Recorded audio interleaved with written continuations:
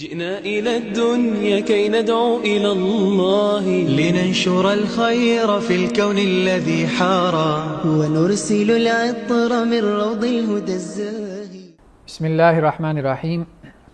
إن الحمد لله والصلاة والسلام على أشرف الخلق وأكرم المرسلين وعلى أهله وصحبه أجمعين. أما بعد، أعوذ بالله من الشيطان الرجيم. بسم الله الرحمن الرحيم. قد افلح من زکاها وقد خاب من دساها. تحقیق وہ شخص کامیاب ہو گیا کہ جس نے اپنا تزکیہ کر لیا، اپنے نفس کی تربیت کر لی، اور وہ شخص ناکام اور نامراد رہا کہ جو اپنے نفس کی تربیت نہ کر پایا، اس کی اصلاح نہ کر سکا. ہمارا یہ سلسلہ وار پروگرام پرسنالٹی ڈیولپمنٹ کے بارے میں ہے، تزکیہ نفس سے متعلق ہے.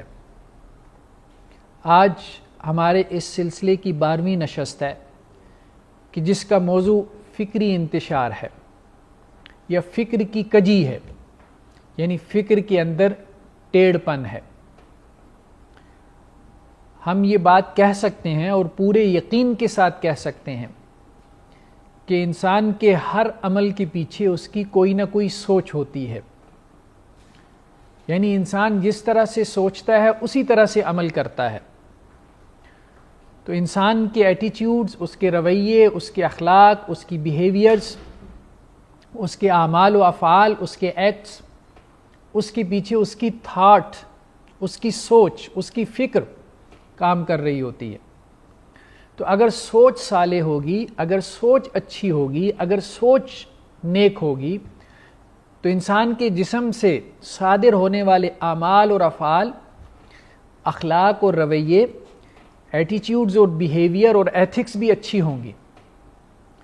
بہت سادہ سی بات ہے، اگر آپ کی تھنکنگ، آپ کی سوچ کسی کے بارے میں نیگیٹو ہے، جسے ہم نیگیٹو تھنکنگ کہتے ہیں، تو آپ کا ایٹیٹیوڈ کبھی بھی اس کے بارے میں پازیٹیو نہیں ہو سکتا. اور اگر آپ کی سوچ کسی کے بارے میں پازیٹیو ہے تو آپ کا ایٹیٹیوڈ، آپ کا رویہ بھی اس کے بارے میں پازیٹیو ہو جائے گا. اس لیے قرآن مجید نے سورہ حجرات میں سوء ظن سے منع فرمایا، یعنی کسی کے بارے میں برا گمان بھی مت کرو، کیونکہ برا سوچو گے، برا گمان رکھو گے تو تمہارا رویہ اس کے ساتھ برا ہو جائے گا. اور کسی کے بارے میں اچھا سوچو گے، پازیٹیولی سوچو گے، تو تمہارے رویے اس کے بارے میں بہتر ہوتے چلے جائیں گے. تو پرسنالٹی ڈیولپمنٹ سے انسان کی سوچ کی اصلاح کا یہ تعلق ہے کہ انسان کی سوچ کو اچھا کرنا بہت ضروری ہے اگر ہم اپنی پرسنالٹی کو ڈیولپ کرنا چاہتے ہیں، اگر ہم اپنے نفس کی تربیت چاہتے ہیں، اگر ہم اصلاح نفس چاہتے ہیں. ایک تو یہ عمومی بات ہو گئی کہ انسان کی سوچ کا تعلق اس کی اخلاقیات کے ساتھ ہے، اس کے رویوں کے ساتھ ہے، اور رویوں کو اور اخلاقیات کو بہتر بنانے کے لیے سوچ کو اچھا کرنا، یعنی وہ سوچ جو لوگوں کے بارے میں ضروری ہے. اس پر ایک اعتراض جو کہ بعض لوگوں کی طرف سے سامنے آتا ہے، یا ہم اس کو ایک سوال کی صورت میں ڈسکس کر سکتے ہیں کہ ہو سکتا ہے، یعنی یہ ممکن ہے، یہ پاسبل ہے، یہ ہماری آبزرویشن میں ہے، مشاہدے میں ہے یہ بات، کہ ایک شخص جو کہ موحد ہے، اس کی سوچ صالح ہے، وہ توحید کے اوپر کھڑا ہے، لیکن اس کے ساتھ ایٹیٹیوڈ پرابلم ہے، اس کے اخلاق اچھے نہیں ہیں. تو اگر سوچ اور رویوں کا اتنا ہی گہرا تعلق ہے تو ایک موحد آدمی کے اخلاق میں بگاڑ کیوں آ جاتا ہے؟ اس شخص کے اخلاق کیوں برے ہمیں نظر آنا شروع ہو جاتے ہیں کہ جو توحید کے اوپر کھڑا ہو؟ تو اس کو ہم اس طرح سے سمجھ سکتے ہیں کہ انسان کی سوچ میں فرق ہے. انسان کی سوچ کو ہم کیٹاگرائز کر سکتے ہیں، تقسیم کر سکتے ہیں، مختلف خانوں میں بانٹ سکتے ہیں. موحد آدمی کی سوچ اللہ کے بارے میں اچھی ہے، صالح ہے، بالکل ٹھیک ہے، اس لیے تو وہ توحید پر ہے. لیکن یہ تو ممکن ہے کہ ایک موحد آدمی کی سوچ انسانوں کے بارے میں، مخلوق خدا کے بارے میں، پبلک کے بارے میں اچھی نہ ہو، اس لیے اس کے اخلاق بگڑ گئے. یعنی وہ پبلک کو، وہ مخلوق خدا کو، وہ انسانوں کو بری طرح سے دیکھ رہا ہے، وہ ان کو تحقیر اور تذلیل کی نگاہ سے دیکھ رہا ہے، یعنی ان کو حقیر سمجھ رہا ہے، حقارت کی نظروں سے دیکھ رہا ہے. اس لیے اس کے ایٹیچیوڈ جو انسانوں کے ساتھ ہیں ان میں ہمیں پرابلم نظر آ رہی ہے.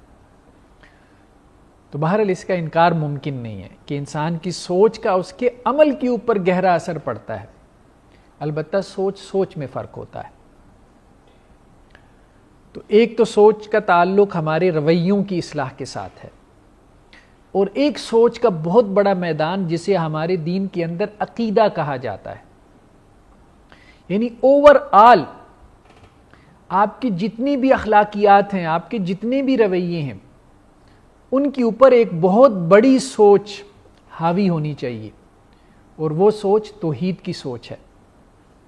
یعنی ہمارا جو ایک ورلڈ ویو ہونا چاہیے پوری دنیا کے بارے میں، وہ توحید کی سوچ کے اوپر قائم ہونا چاہیے. یعنی مسلمان کی جو زندگی ہے، اس کے شب و روز ہیں، اس کی پوری زندگی وہ توحید کی سوچ کے اوپر قائم ہو، کھڑی ہو. میں اچھے اخلاق سے اس لیے پیش آ رہا ہوں کہ اللہ نے مجھے یہ حکم دیا ہے، میں اچھے اخلاق سے اس لیے پیش آ رہا ہوں یا میں دوسرے کے ساتھ اچھا اس لیے کر رہا ہوں کہ اللہ تعالیٰ اس کا آخرت میں مجھے ریوارڈ دیں گے. ہمارے ہر عمل کی بنیاد، اس کی بیس بننے والی سوچ وہ ہمارے دین کی سوچ ہو. وہ یہ سوچ نہ ہو کہ میں اس کے ساتھ اس لیے اچھا کر رہا ہوں کہ جواب میں کبھی یہ میرے بھی کام آ سکتا ہے، میں اس کو تحفہ اس لیے دے رہا ہوں کہ ہو سکتا ہے جواب میں مجھے اس سے اچھا تحفہ دے دے، جیسے شادی بیاہ کے موقع پر ہوتا ہے. یہ نہیں. تو فکر کی کجی تو ایک یہ ہے، فکر کے اندر ٹیڑھ پن ایک یہ ہے کہ ہم اللہ کے علاوہ کسی اور کو، یا اللہ کی سوچ کے علاوہ، یا توحید کی بنیاد کے علاوہ کسی اور بنیاد کو اپنے اعمال اور افکار، اپنے اعمال اور افعال کی بنیاد بنا لیں.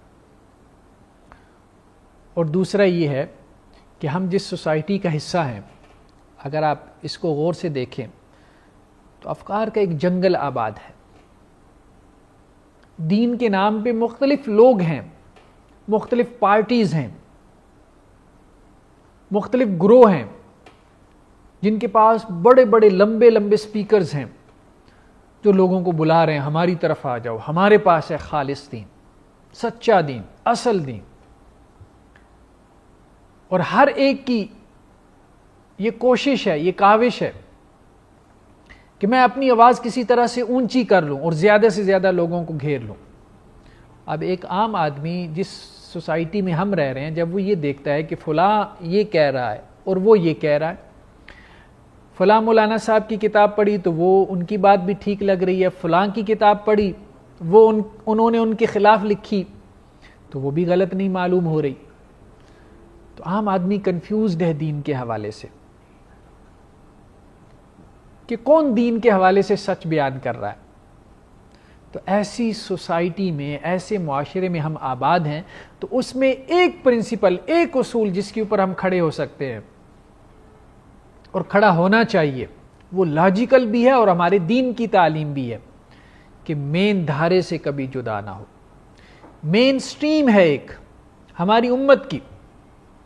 ہماری امت میں بہت سارے مسالک بن گئے، بہت ساری فقہ بن گئیں، مان لیا، بہت ساری انٹرپریٹیشنز آ گئیں، بہت ساری تفسیریں لکھی گئیں، لیکن یہ ہے کہ اس کے باوجود ہمارے دین کا ایک بڑا حصہ ایسا ہے کہ پوری امت اپنی اجتماعی حیثیت میں کلیکٹیولی ایک مین دھارے کے اوپر، ایک مین سٹریم کے اوپر، ایک مین شاہراہ کے اوپر کھڑی ہے. اب جو اس سے علیحدہ ہو گیا تو اس نے پگڈنڈی بنا لی، وہ سبیل المومنین سے، وہ مومنوں کے رستے سے علیحدہ ہو گیا، کہ جس کے بارے میں قرآن نے کہا کہ جو مومنوں کے رستے سے ہٹ گیا وہ گمراہی کا شکار ہو گیا، وہ جہنم کے رستے کی طرف چل پڑا. تو مین سٹریم سے کسی صورت میں نہ ہٹیں. وہ چیزیں جن کے اوپر امت کا کنسنسس ہو گیا، اجماع ہو گیا، اتفاق ہو گیا، جو ایگریڈ اپان ہے، اور ان میں سے ایک حدیث بھی ہے. تمام امت کے جتنے مسالک ہیں سب کا اتفاق ہے کہ حدیث جو ہے وہ ایک بیسک سورس ہے، ایک پرائمری سورس ہے ہمارے دین کو معلوم کرنے کا. جس طرح ہم قرآن سے اللہ کا حکم معلوم کریں گے، اللہ کا دین معلوم کریں گے، اسی طرح ہم حدیث سے بھی، سنت سے بھی، رسول اللہ صلی اللہ علیہ وسلم کے اقوال سے، آپ کے افعال سے، آپ کی تقریرات سے بھی ہم دین معلوم کریں گے۔ اس کے اوپر سب مسالک کا، سب فقہوں کا اتفاق ہو گیا۔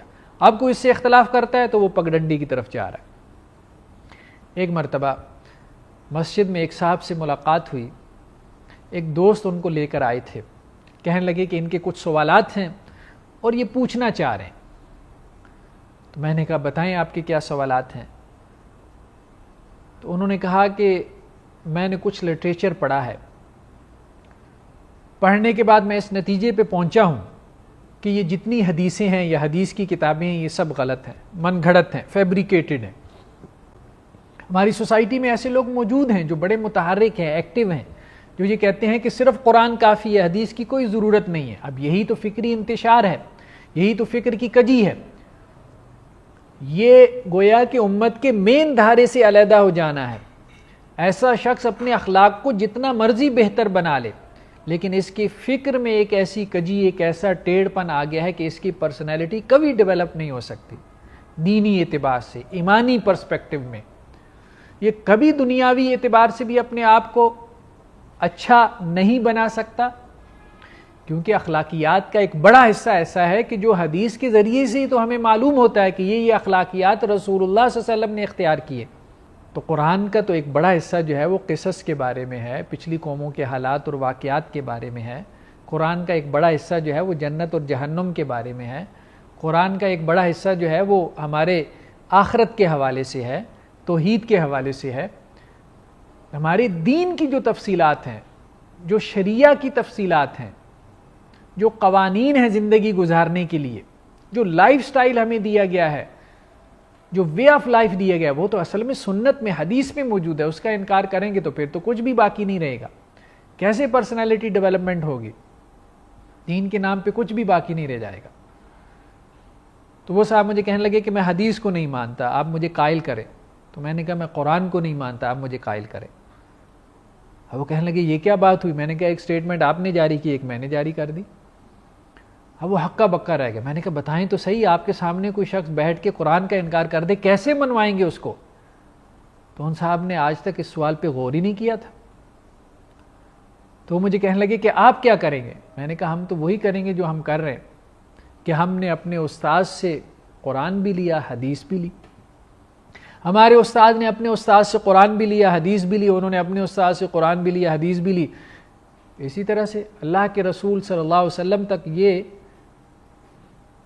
35 واسطے ہیں یا 38 ہیں یا 40 ہیں یا 30 32 جتنے بھی ہیں، مدرسے کے ہر طالب علم کے پاس اپنے سے لے کے رسول اللہ صلی اللہ علیہ وسلم تک پوری ایک چین موجود ہے، چین آف نیریٹرز، کہ یہ میرے قاری صاحب، یہ میرے استاذ تھے، یہ میرے شیخ الحدیث تھے جن سے میں نے حدیث پڑھی، انہوں نے فلاں سے پڑھی، انہوں نے فلاں سے پڑھی۔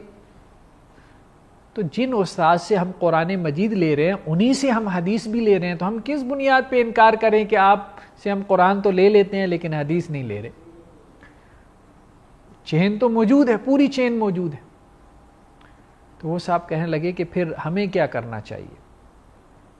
میں نے کہا آپ اگر کوئی مثبت کام کرنا چاہتے ہیں تو بجائے اس کے کہ حدیث کے بارے میں شکوک و شبہات پھیلائیں، لوگوں کے دلوں میں ڈاؤٹس پھیلائیں، کیونکہ پوری امت کا اتفاق ہو چکا کہ حدیث جو ہے وہ پرائمری سورس آف لا ہے، آپ قرآن کی خدمت کریں۔ کہنے لگے قرآن کی کیا خدمت کر سکتا ہوں؟ میں نے کہا اگر آپ ویسٹ میں چلے جائیں، مغرب میں چلے جائیں، آپ کو بیسیوں نہیں سینکڑوں پروفیسر ایسے ملیں گے، ہارورڈ میں، کیمبرج میں، آکسفورڈ میں، فلاں فلاں بڑی یونیورسٹیوں میں، جنہوں نے قرآن کے بارے میں اس سے زیادہ اعتراضات کھڑے کر دیے جتنے آپ کو حدیث کے اوپر معلوم ہو رہے ہیں، جتنے آپ نے حدیث کے بارے میں پڑھ رکھے ہیں۔ آپ ویسٹ میں جا کے بات تو کریں کسی پروفیسر سے، انہوں نے انسائکلوپیڈیا مرتب کر دیے، بیسیوں نے سینکڑوں کتابیں لکھ دی، قرآن پہ یہ اعتراض وہ اعتراض، قرآن میں تحریف ہو چکی، جیسے تورات میں انجیل میں اگر ہوئی ہے تو قرآن میں بھی ہو چکی۔ اس پہ اتنا انہوں نے لٹریچر مرتب کر دیا، پوری دنیا کو انہوں نے قرآن کے حوالے سے شکوک و شبہات میں مبتلا کر رکھا ہے۔ تو آپ اگر کوئی پازیٹیو کام کرنا چاہتے ہیں، خدمت کرنا چاہتے ہیں تو اس کو ریسپانس کریں۔ کوئی علمی کام کرنا چاہتے ہیں تو وہ جو تحریک قرآن کے خلاف چلی ہے ویسٹ میں، مغرب میں، اسلاموفوبیا ہو یا کچھ بھی ہو، اور ہمارے دین کو محمدنزم کے نام سے پیش کیا گیا کہ یہ گویا کہ محمد صلی اللہ علیہ وسلم کی ذاتی تصنیف ہے. یعنی قرآن کے بارے میں ان کے یہاں جو سٹینڈرڈ موقف ہے جو ویسٹرن سکالرز کے ہاں وہ یہی ہے کہ یہ رسول اللہ صلی اللہ علیہ وسلم کی ذاتی تصنیف ہے, اپنی تصنیف ہے, یہ آسمانوں سے نہیں آئی. اس کو آپ ریسپانس کریں. جو انہوں نے اس کے حوالے سے دلائل دیے ہیں, خود قرآن کو اسٹڈی کر کے پوری زندگیاں کھپا دی, لگا دیں, اس کو ریسپانس کریں آپ. یہ ہے پازیٹیو کام, یہ ہے مثبت کام. تو بہت ضروری ہے اپنی فکر کی اصلاح کر لینا. حضرت ولید بن عبادہ کہتے ہیں, یعنی عبادہ بن صامت رضی اللہ عنہ کے بیٹے تھے, کہ جب ان کی وفات کا وقت قریب آیا تو میں ان کے پاس گیا اور میں نے ان سے کہا کوئی نصیحت کریں. تو انہوں نے کہا تقدیر پہ ایمان لانا. ایمان کی حلاوت اس وقت تک تمہیں محسوس نہیں ہوگی جب تک کہ تم تقدیر پر ایمان نہ لے آؤ. یعنی ایمان کا ذائقہ, اس کا ٹیسٹ. آپ اگر ایک کھانا کھاتے ہیں تو اس کا ٹیسٹ آپ کو محسوس ہوتا ہے, تو ایمان بھی ایک ایکسپیرینس ہے, کوئی بلائنڈ فیتھ نہیں ہے. اس کا ٹیسٹ کھانے کے ٹیسٹ سے زیادہ اس کی مٹھاس ہے, اس کی حلاوت ہے, وہ تم محسوس کرو گے اگر تم تقدیر کو ویسے مان لو جیسے اس کو ماننے کا حق ہے. انہوں نے کہا تقدیر کو کیسے مان لو؟ کہا کہ اگر کوئی خیر پہنچ جائے تو سمجھو یہ تمہیں مل کے رہنے والی تھی, اگر کوئی آزمائش آ جائے تو سمجھ لو یہ تم سے نہیں ٹلنے والی تھی. یہ ہے تقدیر پر ایمان لانا. تو اپنے فکر کو درست کرنے کی ضرورت ہے. یعنی فکر کی درستگی پر ہم نے جو بات کی ہے وہ دو اعتبارات سے بات کی ہے, دو پہلوؤں سے گفتگو کی ہے.